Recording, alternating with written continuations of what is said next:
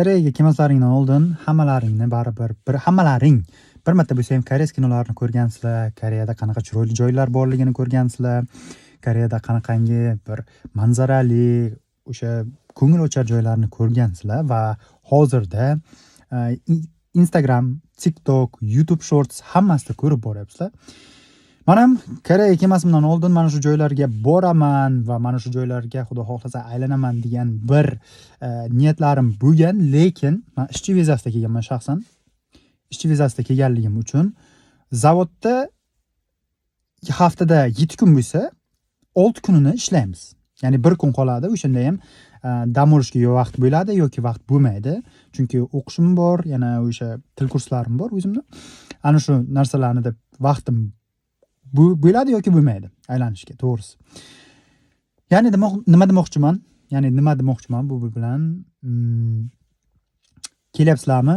Har doim stressli situatsiya, ya'ni stress holatlariga tayyor bo'lib kelaveringlar.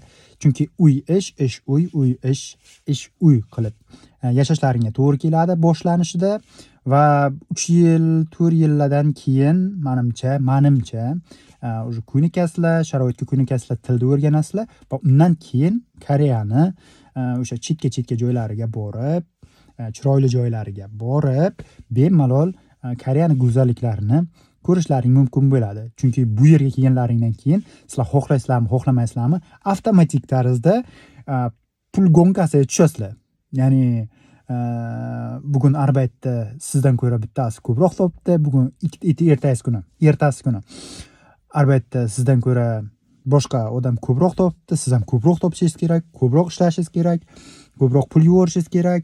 Tudim xuddi shu holatda kuningiz, haftangiz, oyingiz, yilingiz qanday o'tganini umuman sezmay qolasiz va ko'pchilik odamlar mana shu holatda depressiya holatiga tushib qoladi va tushkunlik holatiga tushib qolganligi uchun ham ko'plab o'sha kasalliklar kelib chiqadi, asabiy holat bo'lib qoladi, asabiy bo'lib qoladi.